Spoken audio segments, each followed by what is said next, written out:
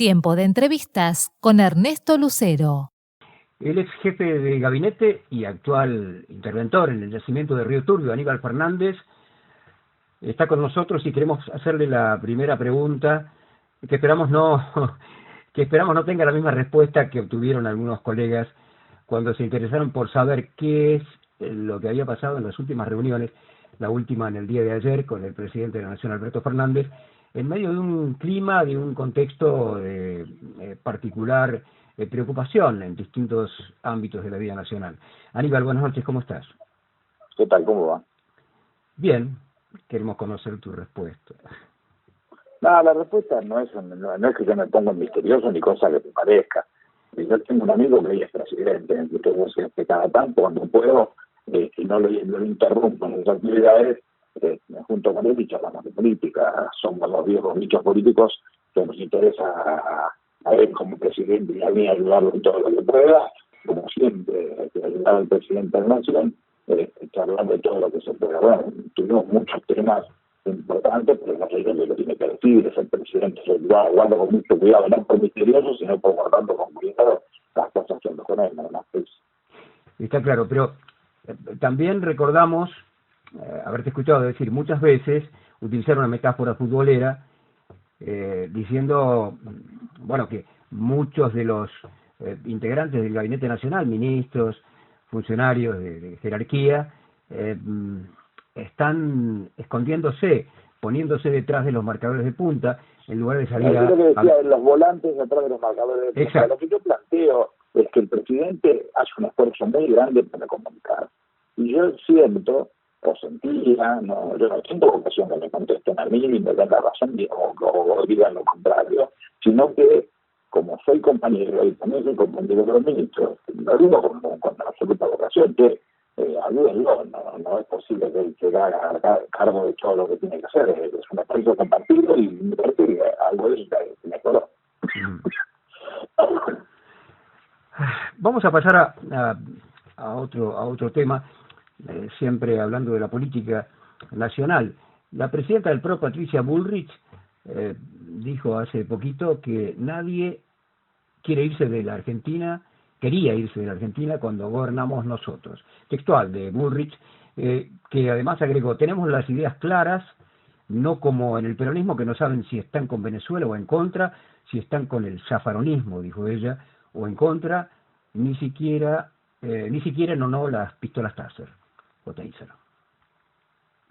Esta mujer es una señora con severos problemas de cabeza.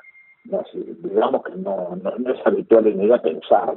Volverse loco a dar explicaciones por lo que puede decir. Si todo lo que dice es para provocar, si todo lo que dice es para exacerbar la posición de una derecha berreta que habita en nuestro país, en la que solamente le sacan jugo para tratar de sacar ventajas desde el punto de vista económico, ya lo hemos visto. Nosotros nos falta mucho para explicar que la corrupción de parte de Macri, de su familia y de sus antiguos. Bueno, todo esto es lo que estamos viendo y lo que hemos visto, entonces no me llama la atención que piense de esa manera, me tiene sin cuidado lo que piensa. Nuestra visión es una visión mucho más profunda, queremos estar muy bien claro a dónde queremos ir, y no es una discusión tonta ni chiquita la que signifique graficar la política multilateral que el peronismo ha tenido toda la vida, su comportamiento internacional y conocimiento a fondo de lo que se está discutiendo. En este caso, cuando se habla de lo que se dijo específicamente en esta reunión, Argentina hace muy poco que se ha sumado al grupo de contacto. El grupo de contacto está compuesto en América, aparte de nuestro país, con Bolivia, Costa Rica, Ecuador, Uruguay, Panamá, y creo que no me olvidé ninguno, y la Unión Europea, con Portugal, España, Francia, Italia, Alemania, Suecia, los Países Bajos y el Reino Unido. Más o menos, no me olvidé ninguno. La posición de Argentina ha sido una posición muy contundente respecto de lo que siempre ha sostenido en nuestro país. Lo que ha hecho en tratar de exigir por parte del Grupo de Lima que todo lo que es concerniente a los derechos humanos, el alto comisionado de derechos humanos, que es Michelle Bachelet. Y eso es lo que está sucediendo. Argentina ratifica una vieja posición que nunca ha cambiado, de la autodeterminación de los pueblos en cuanto a las elecciones que son muy cercanas, en un mes y medio, 2 meses, vamos a tener elecciones o habrán ellos, porque uno no está allí, son elecciones de Venezuela, y que tienen que ser respetadas como tales, y inclusive hay quienes han apoyado una unificación de la oposición para competir con más posibilidades, y que no son reglas de juego que nadie tiene por capital. Y además Argentina ha condenado el bloqueo al que han sometido a Venezuela. No hay posiciones más claras que la que ha tenido Argentina, y va a defender siempre su política de derechos humanos, y entonces en este caso reclama posiciones muy contundentes desde ese punto de vista, pero ha tomado decisiones muy fuertes respecto del respeto que exige a la propia Venezuela. A propósito de la situación de Venezuela, hubo un conflicto, por lo menos así se planteó, así se comunicó, entre el embajador argentino Carlos Raimundi en la OEA y la Cancillería e incluso el presidente de la Nación. Esto es lo que algunos de los medios informaron, porque Carlos Raimundi... Sí, yo lo he visto esto, pero la realidad es que la discusión es otra. No es la discusión entre un embajador que asume posiciones personales y una Cancillería que es la que tiene que tomar la posición, que en definitiva es la que macera, analiza, que rumia, llámele como quiera usted, el presidente de la Nación. La posición es la que asume el presidente de la Nación. Entonces, cuando el presidente toma la decisión, la Cancillería se comportará de la misma manera, y eso es lo que ha sucedido. Entonces, si ha habido un embajador, como en el caso de Raimundo, como en el caso de cualquiera, designado por Argentina, que no está en el mismo ordenamiento que lo que está Argentina, deberá pedir instrucciones precisas y actuar en consecuencia. ¿Puede tener alguna consecuencia, digamos, la situación de Raimundi después de este episodio? No lo sé, eso ya no lo sé. Ni es un tema que te vaya a importarme ni ocuparme yo de saber ese tema. Y en cuanto a la carta de renuncia a la nominación, a la designación que hizo el presidente, a la propuesta que le hizo, el Senado no aprobó el pliego, pero estaba postulada para ser embajadora en Rusia. Me refiero a Alicia Castro, ¿no? que se ha pronunciado en una carta muy fuerte diciendo que no se iba del Frente de Todos ni por casualidad, pero sí renunciaba a ser parte de la política exterior de este gobierno después de lo de Venezuela. Bueno, tiene que estar en su derecho a empezar lo que quiere. La realidad que lo correcto es eso. Si no está de acuerdo con la política que fija el presidente de la Nación, es el único que opina sobre este tema, y que él en parte define como instrucciones precisas a la Cancillería, lo que tiene que hacer es correr a la señora, digo mucho Alicia, pero en este caso que hay que hacer unas cosas muy gráficas y contundentes, y la decisión la toma el presidente de la Nación. Pese a que, digamos, no estás en el gobierno, por lo menos en las áreas de gobierno en donde podrías tener alguna decisión o información concreta, pero con respecto a Venezuela, para cerrar este tema, quería preguntarte si tenés idea de lo que el gobierno nacional va a hacer cuando se lleven a cabo las elecciones en Venezuela, que creo que están previstas para el próximo 6 de diciembre. No, acabamos de hablar de eso. La Argentina ratifica la vocación de la autodeterminación de los pueblos. Tienen que respetarse el funcionamiento normal de las instituciones venezolanas, y que ganó. No meterse en lo que no se tiene que meter. Perfecto. Bien. Ahora, quiero hacerte una pregunta a propósito de algo que has dicho en múltiples oportunidades cuando se habla de Mauricio Macri, el expresidente, a quien calificaste en términos muy severos, ¿no? Creo que el vocablo preferido tuyo es mamerto. La pregunta que te quiero hacer es si, porque nadie que ha preguntado en esas oportunidades, ¿quién está detrás de Macri? Porque Macri en definitiva fue, a decir de algunos, el gerente de algún sector de la política que asumió la presidencia de la Nación. Pero detrás de él, ¿quién está? ¿Hay alguien? No sé, lo primero que quiero aclarar es que lo mío no es peyorativo, lo mío es una descripción. Cuando yo digo que es el mamerto, lo hablando porque es un mamerto. todo lo que ha pensado y ha hecho le ha salido mal porque no tiene la menor idea, un hombre inculto, sin formación cultural, ni política, ni jurídica, ni económica, ni geopolítica, ni cosa que me parezca. Un hombre absolutamente incapaz como para estar al frente del ejercicio del poder ejecutivo de un país, pero lo que peor de todo es que para la corrupción sí está apto. No ha dejado ningún negocio para hacer. Podemos hablar del correo, podemos hablar de los parques eólicos, del parque eólico, podemos hablar de la autopista del Sol, podemos hablar de la venta de tierras del Estado a particulares, donde varias de las tierras compradas las compraron los Blanco Villegas, que era la familia de su madre, que todo lo que le toca a él es sucio, todo es sucio. Entonces, ¿a quién puede representar en términos de la corrupción? A él mismo y a todos sus amigotes y su familia, que son los corruptos que forman parte de ese negocio. Y desde el punto de vista de lo político, a esa derecha berreta que no se sabe bien exactamente quién responde, pero normalmente responden intereses que no son argentinos ni mucho menos. No tiene nada nuevo por conocer. Hace un tiempo, algunas semanas nada más, Cristina Fernández, la vicepresidenta de la Nación, recomendó un artículo firmado por Alfredo Zayat, el economista, que escribe habitualmente y publica en Página 12, en el que se refería identificaba, para ser más precisos, a Roca y a Clarín, a los directivos de Clarín, como quienes ejercían la conducción política del poder económico. Yo no sé si están así. Yo lo vi la nota es muy buena. La realidad es que hace Zayat es graficar que buena parte de esa derecha que representada fundamentalmente en AEA, es un grupo empresario tan particular y con visiones tan conservadoras en nuestro país, que si uno revisara la visión de los empresarios de hace 150 años atrás, más o menos coincidiría, o 130 años atrás, con lo cual la visión es la que Zayat creo que saca reducidos esa.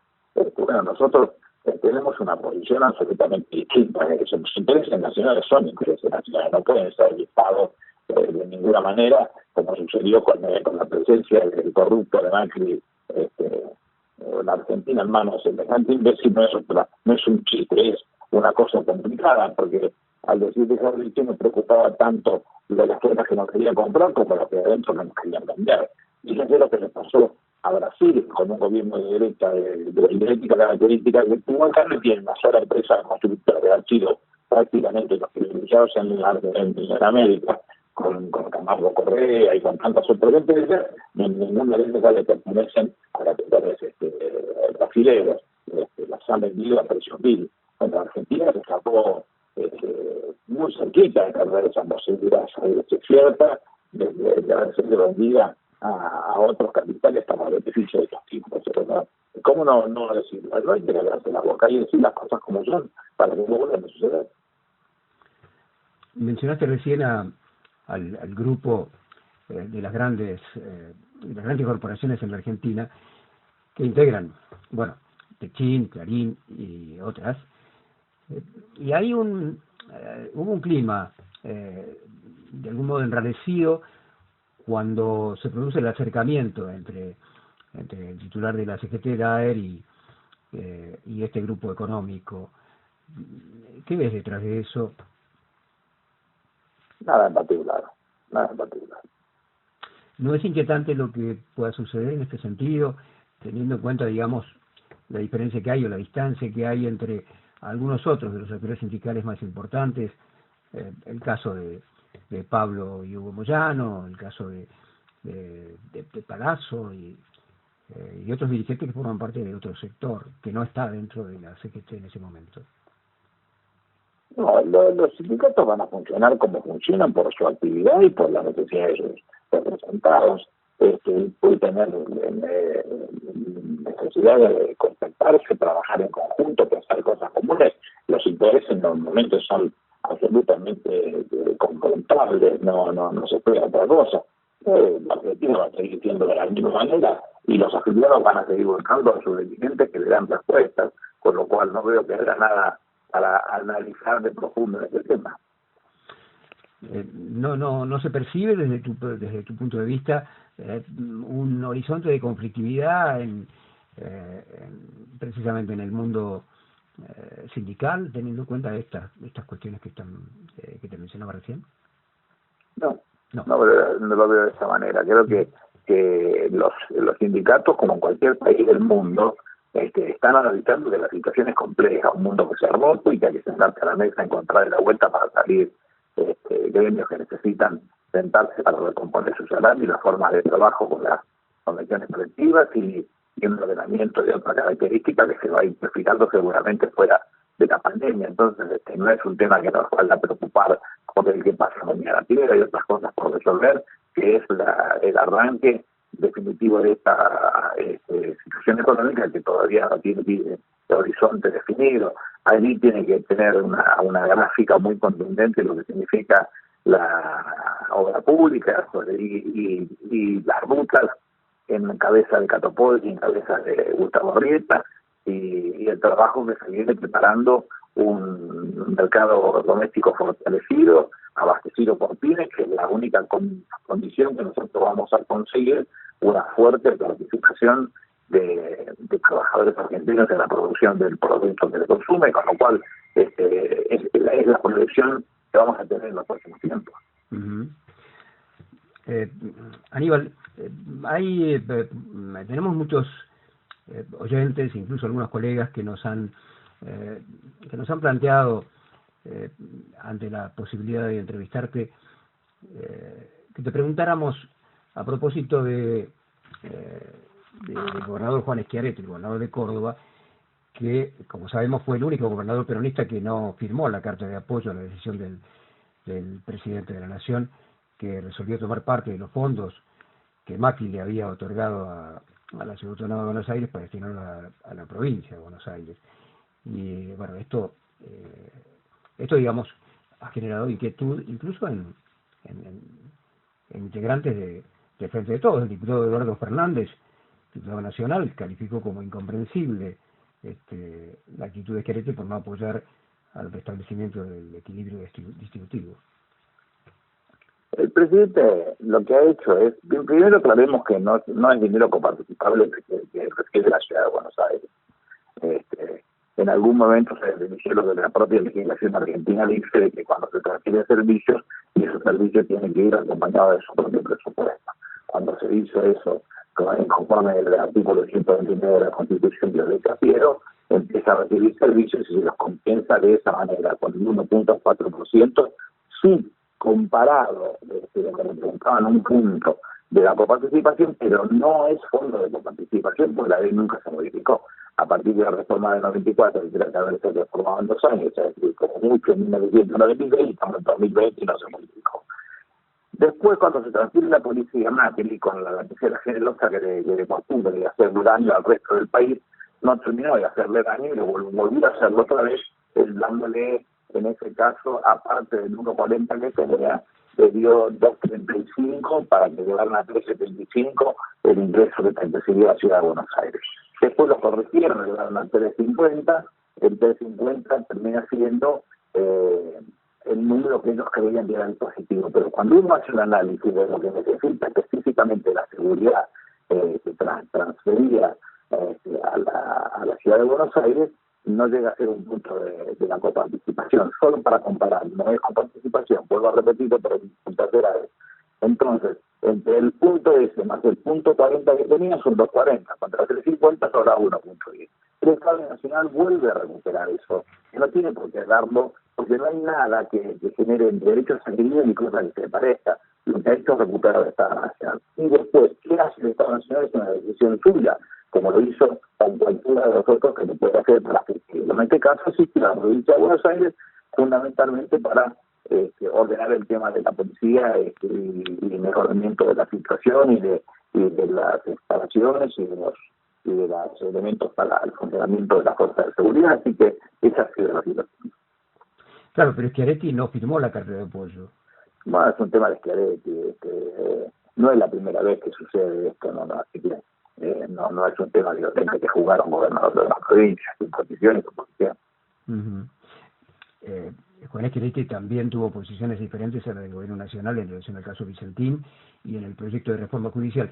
Te lo pregunto con la idea de satisfacer la inquietud precisamente. Está bien, pero en este caso volvemos siempre a lo mismo. En el caso de Vicentín, al que yo estuve absolutamente convencido y de acuerdo de acompañarlo, ¿por qué razón? Y porque hace poco había un cacerolazo en la zona de Recoleta, toda esta gente que nunca se ocupan de lo que le pasa a los otros y la pasan mal, fueron un cartelito, tenía una señora muy bien vestida, le decía: todos somos Vicentín. Yo no soy Vicentín, son todos chorros. ¿Qué tengo que ver contigo? Yo no, usted será. Yo no soy Vicentín. Y ahora cada vez la cosa se hace más y más profunda. ¿Cómo fueron desarrollando toda esa estrategia para quedarse con los dineros públicos del Banco de la Nación? Deben 99.000 millones de pesos. Todo el esfuerzo que hicieron para ir cagando todos los desembolsos que mamerto les otorgó. El último desembolso fue 3 días antes del concurso en el cual ingresaba la sociedad. Los directores se desprendieron de todo el patrimonio que tenían para no quedar comprendidos en la tierra fraudulenta. Todos lo que hicieron niños estafadores, de ladrones. Esos son Vicentín. Pero bueno, lo que quiso hacer en aquel momento el gobierno con mucho criterio es hablar de una empresa, pero la verdad es que pusieron tantas trabas en el medio y lo mostraron como si fuese una situación absolutamente contrastable, que el presidente tomó la decisión, a mi juicio también correcta, de volver para atrás, de no quedarse con semejante presidente griego y resolver las cosas dejando lo que siga su camino.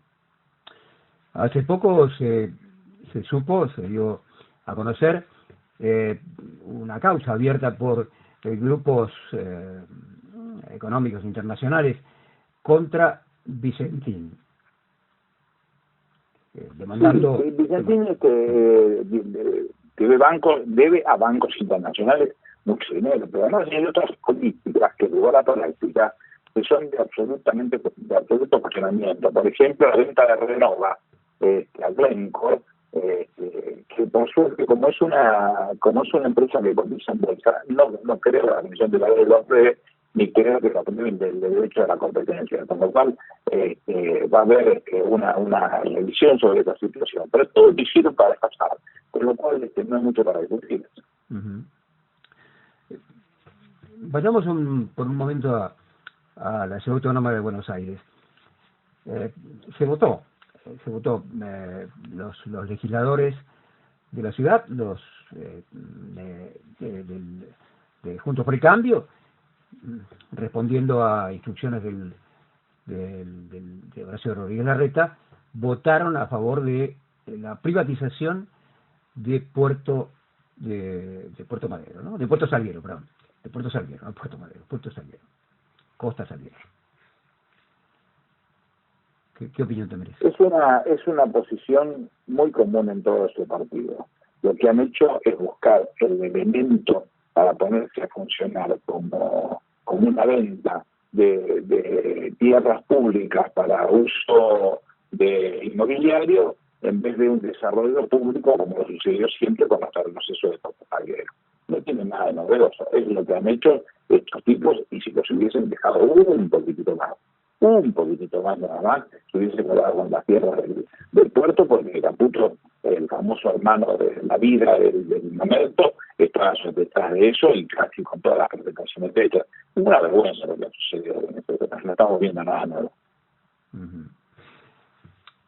Vamos hasta Mendoza. También en Mendoza tenemos colegas que nos han preguntado una vez más por cuál es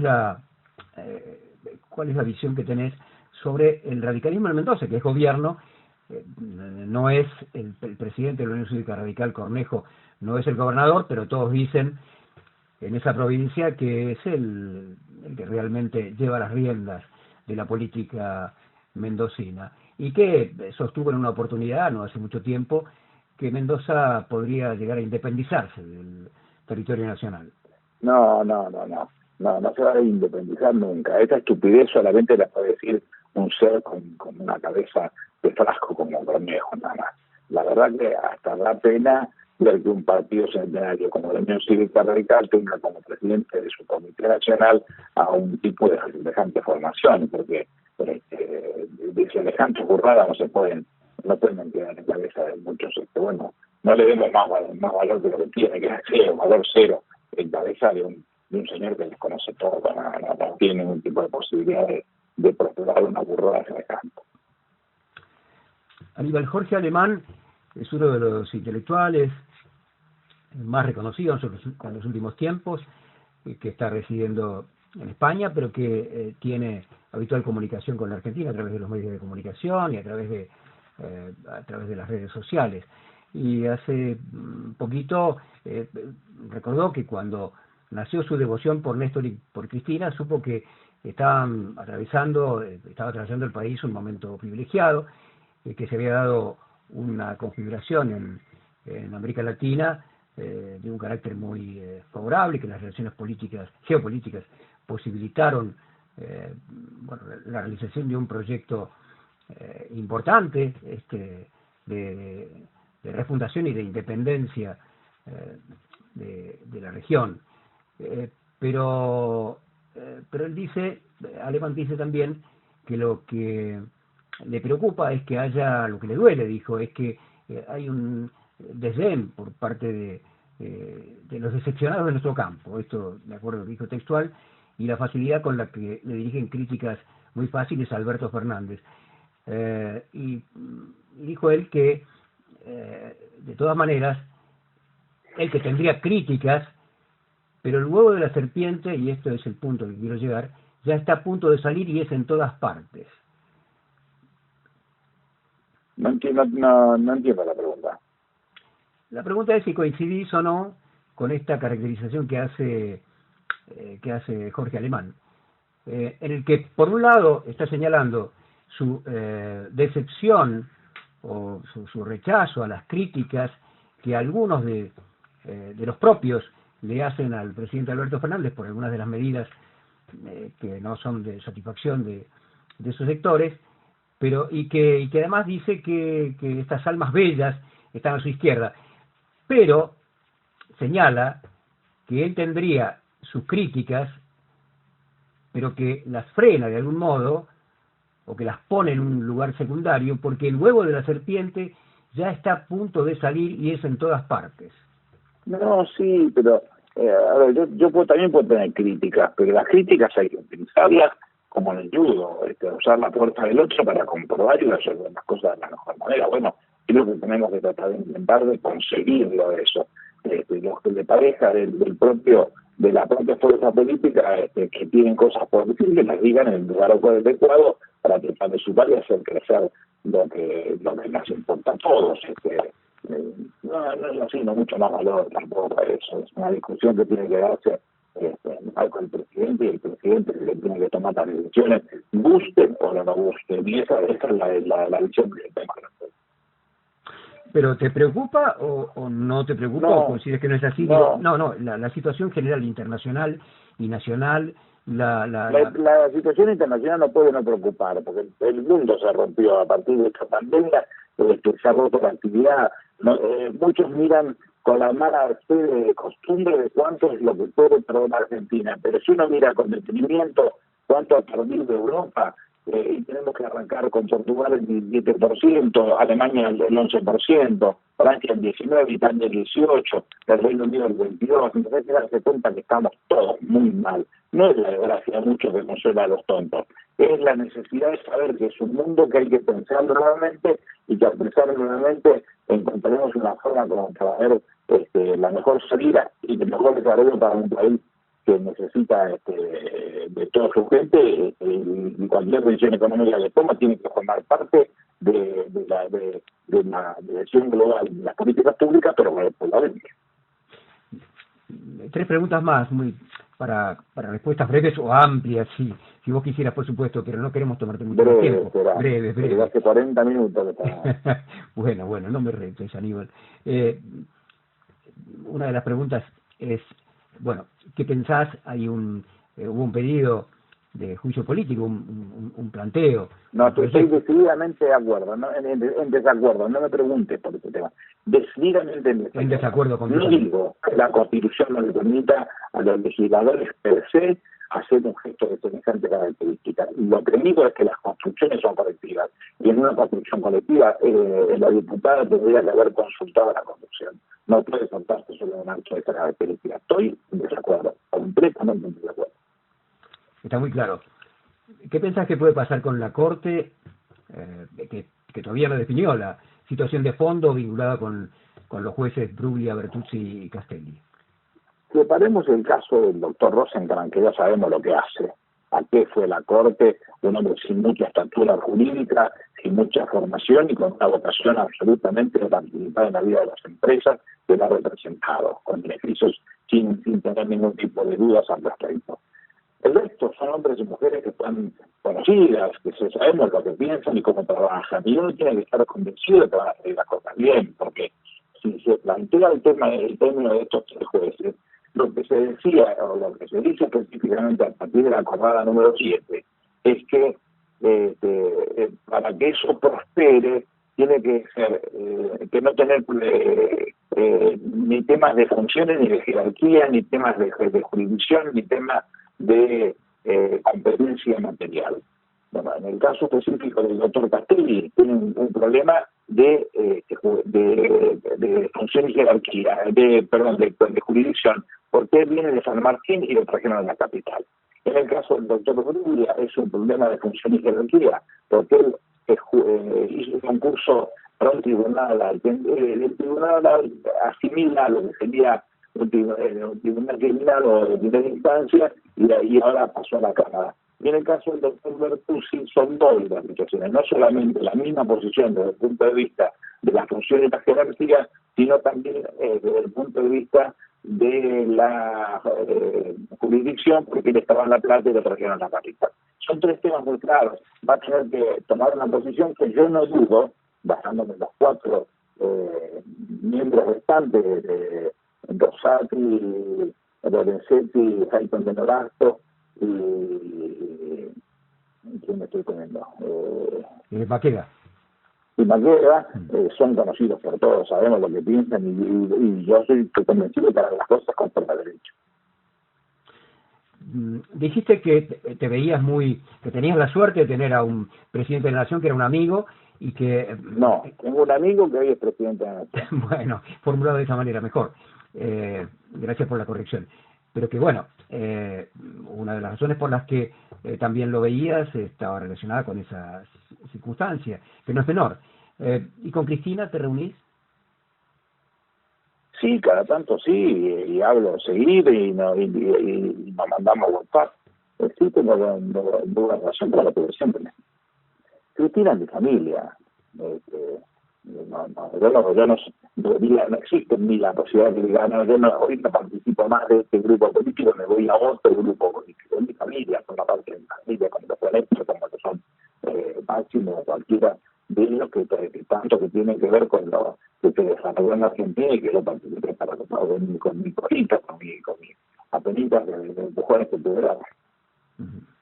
Bien, última pregunta. Esta probablemente tenga un Te tema. juro que la última. La última. Te juro que la última. Sí, yo también. No te preocupes. Pero para que sepas que te seguimos, que te hemos visto, que te vemos. Estuviste con Andy Kuznetsov en su programa PH. Ahí tuviste un pequeño roce y después mimos con la periodista Mangel. No, Rose, no, ella hace una pregunta y yo se la contesto. Bueno, puede no gustarle, qué sé yo. Yo tengo mi posición, no, es absolutamente pública. No, pero dijo algo que podría... Ella me preguntó por qué digo yo que Macri es un chorro y Cristina no. Yo le dije por eso, porque Macri es un chorro y Cristina no. No, pero dijo otra cosa también antes de eso. Cuando te preguntaron si tenías amigos o enemigos, y vos mencionaste, no en calidad de enemigo, pero sí mencionaste el caso de la Nata, Y Pero bueno, Mangel, pues yo no puedo condenarla a ella por lo que hicieron nosotros. no, ya sé, pero lo que Mangel dijo fue, o hizo una reivindicación de la nata absoluta y total. Por eso decía Pero lo que dijo ella, yo también coincido a pesar del daño que me hizo. Ella habló de un periodista que ella lo logró y la importancia que pudo haber tenido su condición total. Y yo también en algún momento iba al programa de la nata porque me encantaba esa posición que tenía él. La mía fue la nata, no fui yo. Eso es cierto. Aníbal, la última. En ese programa... No, la última era esta. No era esa. Esa era una mención, pero surgió ahí porque vos me dijiste algo, hiciste un comentario. Yo te iba a preguntar por lo que sucedió al final, cuando estaban en la mesa y Burlando, que era uno de los invitados, dijo algo que vos no respondiste, pero me gustaría saber. Yo sé qué es lo que vas a responder, pero bueno, no quiero adelantarme ni hablar por vos. Él dijo, vos vas a coincidir conmigo, Aníbal, no sé qué comentario había, pero lo que hay que hacer en la Argentina es achicar el Estado. Bueno, después vos no tenés más interés. No coincido ni por casualidad. Esa vieja expresión le pertenece a la derecha. Ustedes recordarán que en el gobierno de la dictadura, y con eso termino, juro que termino con esto, se decía una publicidad que decía hay que achicar el Estado para agrandar la nación. Una gran mentira de la derecha, porque cada vez que la derecha gobernó, la derecha fue la que peor incrementos produjo del gasto público, con lo cual es toda una mentira eso. Yo cuando entiendo a Fernando que él puede interpretar una idea, pero si hubiese tenido oportunidad y tiempo para poder charlarlo, se lo hubiera explicado a él y lo haría, pero no es que no tenga posición tomada, eso es una mentira. Y yo sé que Fernando no es eso, lo que piensa otra cosa, que a lo mejor la explicó gráficamente de otra manera. Aníbal, muchísimas gracias por este tiempo que no, gracias a ustedes. Que sigas bien, Chao. Un abrazo grande. Abrazo.